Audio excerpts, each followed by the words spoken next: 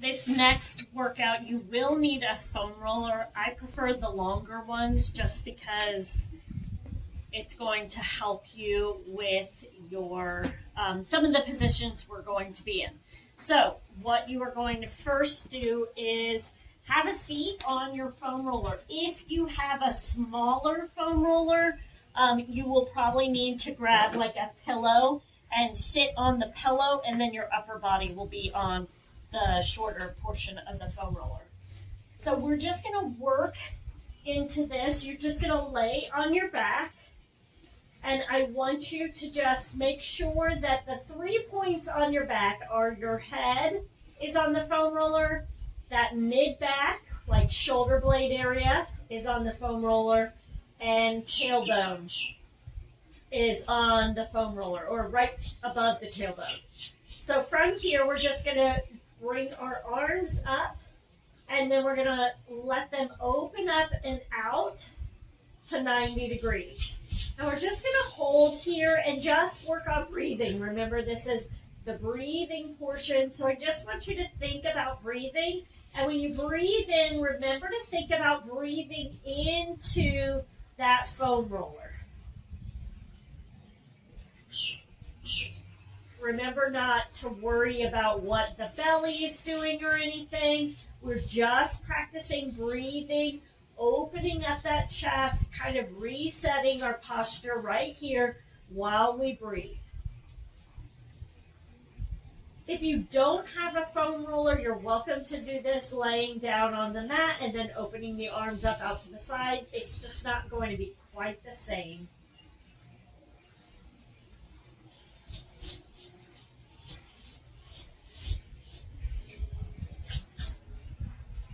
Now the hardest part with the foam roller in this position is getting off of it, so you're just going to kind of roll down to your side.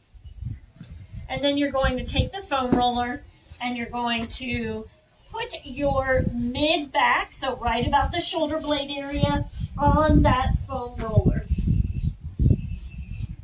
And we're just going to pay attention to what's happening right now to the ribs. So if you are a rib gripper, you need to make sure that you're working on lengthening your body out a little bit. We're thinking about that point being here, activating our core, and we're just going to hold our hands here for a moment. And if you can, bring your arms up over your head and make sure that you're not then flaring your ribs. So just hold it here.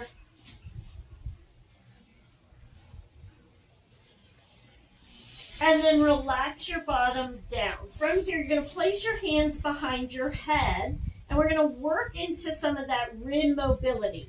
So we're, again, paying attention to what the ribs are doing. So I'm going to start to have you release back, but I don't want you to release where the ribs lift up, okay? So place your hand on your ribs, hold them here, and you're working on creating extension through that upper body without lifting the ribs. So you're just holding here, letting that head kind of relax down and breathe. You should start to slowly get some movement here without lifting up through those ribs, okay? And if you feel really tight, what you can do is you can lift up and just roll a little bit on that mid-back area. Ooh, I'm really tight today. So roll into this area here. We don't want to go too low on the ribs because of if you have a floating rib, you just want to be cautious of that. And then you can come back down and breathe. And let your body just kind of drop down, relaxing into this.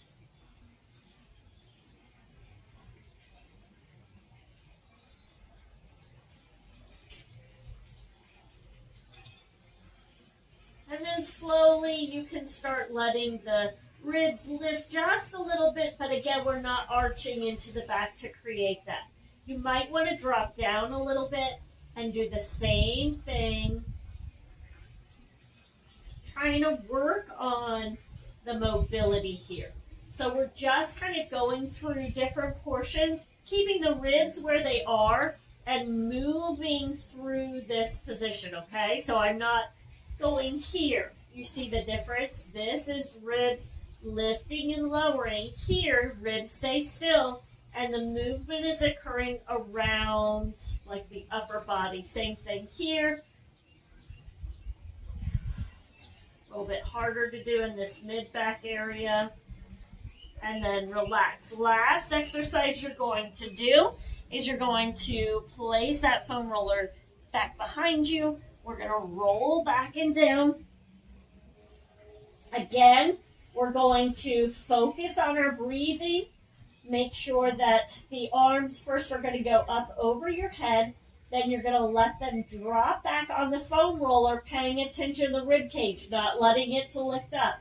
So if your mid-back, right about your last rib, is up off the floor, you've lifted up.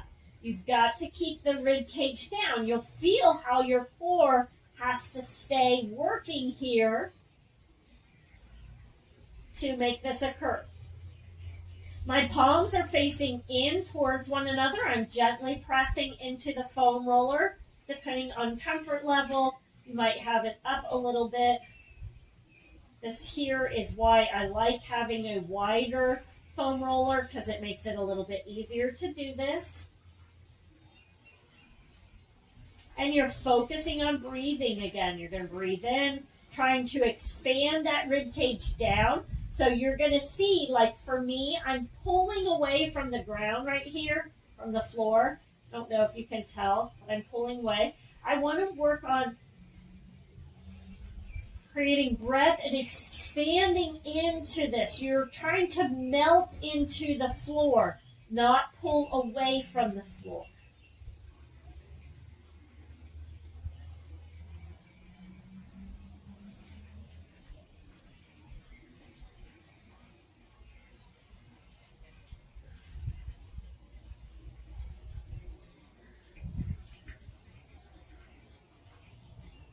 Just breathing, taking deep breaths, focusing on what's happening in your middle area, thinking about expanding those back ribs into the mat, and then breathing out. Make sure that they're not done lifting. Nothing is happening here at the rib cage. You shouldn't see movement here. You shouldn't see sucking in here. Just really relaxing and breathing. When you're done, you can roll over to your side and roll up. If you have diastasis recti, that is the position you always want to be moving in if you're laying in bed or anything. Roll over to your side and then roll up.